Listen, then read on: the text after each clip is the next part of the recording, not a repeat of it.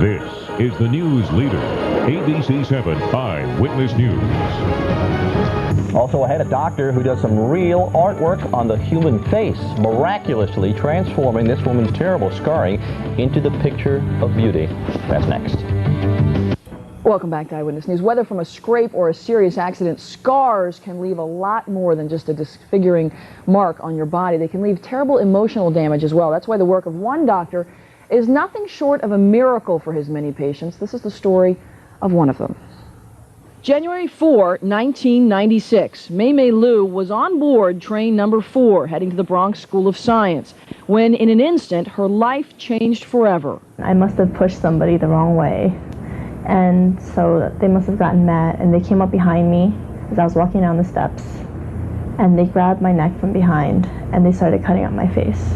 This was the terrible result. It took over 300 stitches to sew up her face, and when the wounds healed, May was covered with scars. That's when Dr. Elliot Rose entered the picture. She had scars all over her cheek. She had a slash across her left cheek. The nose had been ripped away. She had distortion of her lip structures. In her eyes, you could see that she had multiple slashes that extended across both eyelids.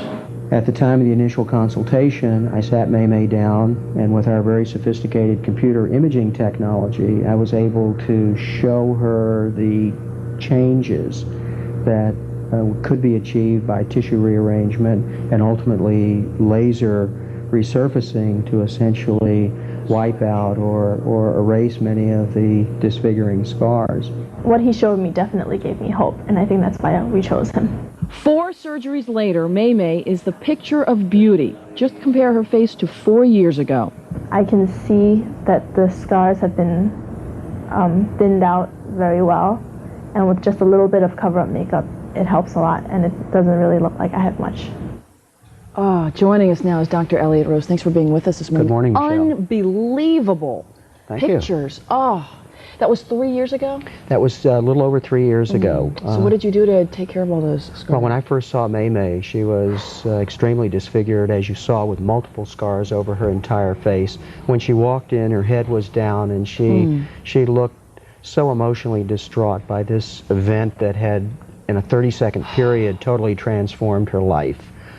At the time of the first interview, I was able, on the computer, to give her a reasonable projection of what our goals were with surgery.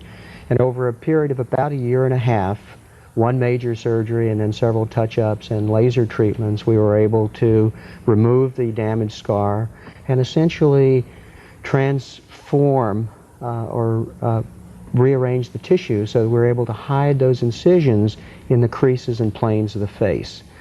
Once the scar was removed and recreated, we were able then to use laser treatment that then could smooth out the surface, and with a little light makeup application, give her a face that was very presentable.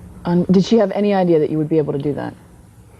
I think she had very high expectations, but on the other hand, I think she was realistic enough to know that there was no way to entirely airbrush out scars. Well, she looks beautiful.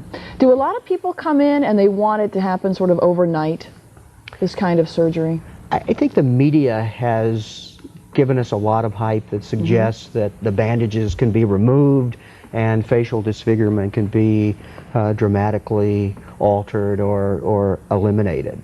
That's not the case. Anytime a scar or break in the skin has occurred and scarring has occurred, it's a process that requires camouflaging the scar.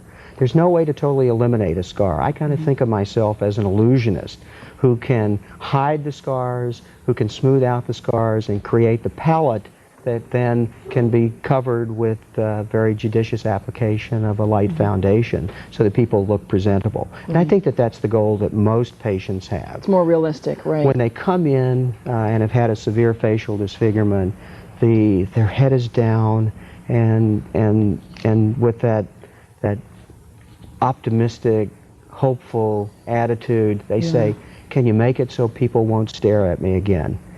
And at some point there's a transformation. Once they begin to believe in themselves and begin to see themselves as more attractive, they become like any other cosmetic patient and say, "What's this? What's this little scar? Sure. Can you do something here, doc?" Right, but you And- see, but you do see the attitude get better. The attitude changes, and in fact, that pickiness to me is inspirational, but because it means that the self-image and the self-concept has been restored, and they no longer see themselves as disfigured or freakish looking. Well, you do great work. Thank you so much for Thank being you. with us this morning. Thanks Pleasure. a lot.